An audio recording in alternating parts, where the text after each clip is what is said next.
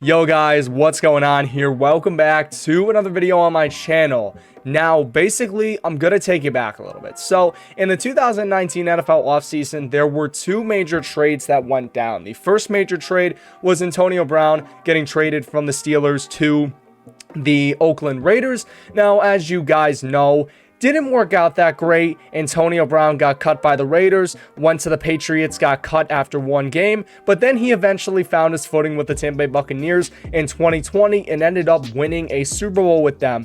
Now, the second trade was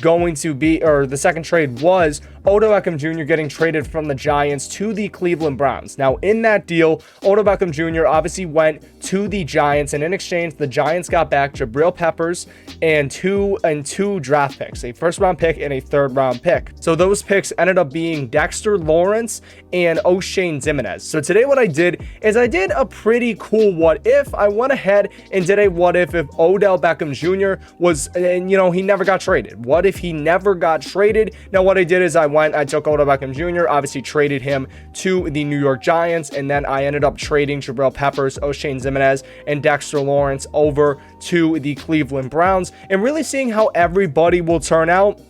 And most importantly, how OBJ would turn out in the Giants offense in 2021. Now, he got cut a few days ago, so I just thought of this what if video. But guys, without further ado, let's go ahead and let's head into this what if video. All right, guys, so here we go. This is it right here, Odell Beckham Jr. This is just so poetic. Seeing him in the number 13 again for the first time since 2018 has got me feeling some type of way, man. This guy was just so iconic with the Giants, multiple time Pro Bowler. I think he made a couple All-Pro teams, and he also obviously made one of the best catches in NFL history against the Cowboys his rookie year. Just seeing him in the number 13 is just amazing, and pretty much we have him right here on the Giants. Now, as you could see here on the roster, he's actually the fourth highest rated player behind he's tied with Leonard Williams, and then you got Saquon Barkley and James Bradbury that are higher than him. Now, the last time OBJ played for the Giants, the roster looked a little different. So if I'm correct, actually, yeah, he had Daniel Jones throwing to him, I believe, because he had Eli Manning for so many years, and then Daniel Jones came in. I think he got drafted in 2018, 2019, something like that. So I don't know if Daniel Jones was throwing to him. It might have been Eli Manning, but basically now he has Daniel Jones throwing to him, but he does actually have a very good running back in Saquon Barkley, so that hopefully will take the load off of him. And then receivers, he actually has a lot of good receivers. The Giants may have one of the best receiving cores in the league. So you have OBJ obviously as the number one, the number two receiver is Kenny Golladay, and then the number three receiver is Sterling Shepard, and then also you have Darius Slayton and Kadarius Toney. So this is a very stacked receiving core here for the Giants. And then moving on here to the tight end position, we do have Evan Ingram as well as Kyle Rudolph. So the Giants definitely have a lot of offensive threats. This is going to be very interesting to see. Now, in terms of the Cleveland Browns, we're going to take a look right here at the players that were traded over. So they were all defensive players. So as you can see right here, Dexter Lawrence was the Giants' first round pick that they acquired from the Cleveland Browns in that trade. So there is Dexter Lawrence. He's currently the number 2 left end behind Jadeveon Clowney. So I don't imagine he gets a lot of play time right here, but who knows. Then moving on to right outside linebacker, Oshane Ximines was the third round pick that the Giants acquired from Cleveland, and the Giants obviously took Ximines with their third round pick. So this is what he looks like right here. He is currently the second right outside linebacker in the depth chart behind JOK. And then for the strong safety position, Jabril Peppers was traded from the Browns to the Giants in that trade, and then now he is on the Cleveland Browns, and he's rocking the number 22 that he rocked when he was with Cleveland the last time. So you're going to take a look right here.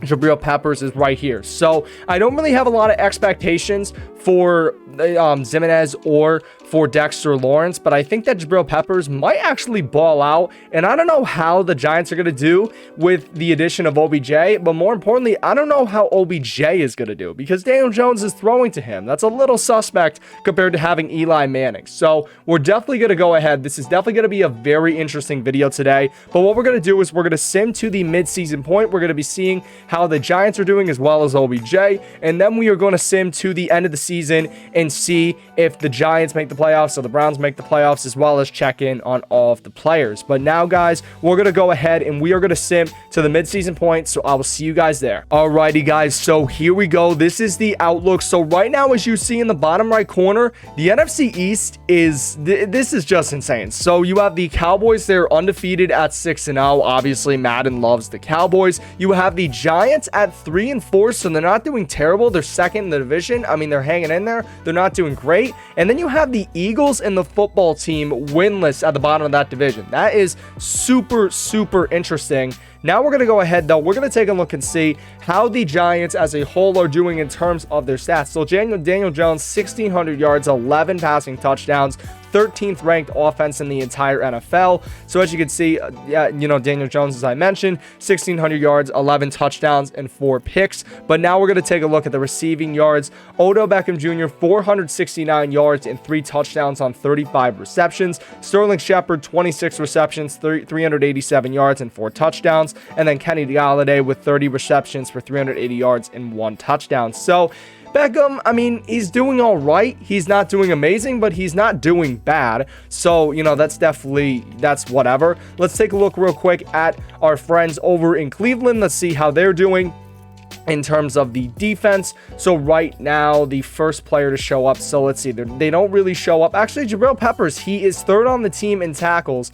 He's got 1 TFL and a half sack, so that's not terrible. Let's take a look right here. Dexter Lawrence with 3 tackles for loss, and O'Shane Ximines all the way down to the bottom. Only 3 tackles on the season. That was, to be expected. Take a look at sacks. 11 sacks for Jadeveon Clowney. 3 sacks for Dexter Lawrence is not terrible. And then in terms of picks right here, we don't have any picks with any of the players that were traded. So the players in the Browns are not really doing that great, apart from maybe Jabril Peppers. So this is definitely a little bit of an eye-opener. I mean, Jabril Peppers not doing bad. 40 tackles is not bad. 1 TFL and a half sack. I mean, that's whatever. But he doesn't have a pick. So definitely very interesting for Cleveland. Let's see how they're currently doing in the season. Let's see how they're doing. So let's head over to so we can see it right here. So they're actually 5-2. So they're actually a very good team. Maybe OBJ was the problem, and now Cleveland can actually succeed. Who knows? But guys, now what we're going to do is we are going to head on. Well, actually, wait, quickly. One more stat I wanted to check here. I wanted to check how the Cleveland Browns are doing in terms of their defense. So let's take a look at defensive stats. And Cleveland is, all right, so they're around middle of the pack, like top 10-ish. Not doing too bad right here. But now, guys, we're going to go ahead. We are going to sim to the end of the season, and we are going to see how our players are doing, as well as how the Browns and Giants did. So I'll see you guys. Alrighty, guys, so here we go, and oh my god, so take a look in the bottom right corner. The Giants end up bottom of the division despite being above 2 winless teams. So the Eagles just went crazy. They finished the year 9-8, so they were absolutely phenomenal. The Washington football team end up going 4-13, and the Giants end up going 3-14. So that is really, really interesting. That is an eye-opener right there. I did not expect that one bit. So the Giants did not get a single win. They lost 10 games in a row. I can't believe that. That is insane. So let's take a look right here. Cleveland did make the playoffs. They are a 12-5 team. So let's go ahead. Let's take a look at the stats. How do we end up finishing on the year? So 21st offense in the entire NFL. Daniel Jones, 4,200 yards, 21 touchdowns, and compared to 13 picks. So not great. 13 picks is definitely not great. Receiving here, Beckham actually gets 1,100 yards and 5 touchdowns. I don't know where that puts him in terms of the NFL ranks, but that's a decent season with 81 receptions. Kenny Golladay, 74 receptions for almost 1,000 yards and 2 touchdowns. Only 2 touchdowns is a little bit concerning. But let's go ahead. Let's see how he actually ranks compared to the entire NFL. This will be very interesting to see. And let's go to the NFL, and we're going to do this right here. So currently, wow, he's not even a top 10 guy. he's actually way down there. Okay, so I did not expect that. So he's actually way down there. Freaking Kiki QT got more touchdowns than him on less receptions. So that is really interesting with Beckham Jr. But now what we're going to do is we're also going to take a look. We're going to see how the players from the Cleveland Browns did, considering they did make the playoffs. So let's go here to the defensive stats. And right here, JOK ended up getting 139 tackles and 12 TFLs. Jabril Peppers got 95 tackles, so third in the team is not bad, although he did get 3 TFLs and a half sack and no interceptions, so that is a little disappointing. Let's take a look at the TFL category. Freaking Jadeveon Clowney, oh my god, 20 TFLs and 16 and a half sacks. That is absolutely incredible. Dexter Lawrence with 10 TFLs and 5 sacks, you know, that's actually not that terrible. And Zimenez did not get any play time whatsoever. So, I mean, we sort of expected that, though. Interceptions, you saw that Jabril Peppers did not get any picks, as well as Dexter Lawrence. I mean, not terrible. Dexter Lawrence had a mediocre season, and so did Jabril Peppers, so it didn't really make that much of a change. Let's take a look real quick at the defense right here. Let's see where the Browns rank. So they are just outside. Actually, they are a top 5 defense. So there you go. Maybe Jabril Peppers and Dexter Lawrence gave them that push to be a top 5 defense. Who knows? But what we're going to do, actually, we want to see who ended up winning the MVP as well as like the players of the year. Maybe OBJ or somebody makes it in there. So Alvin Kamara did win the MVP. And yeah, so nobody in there. That's sort of expected. AFC Offensive Player of the Year, Patrick Mahomes.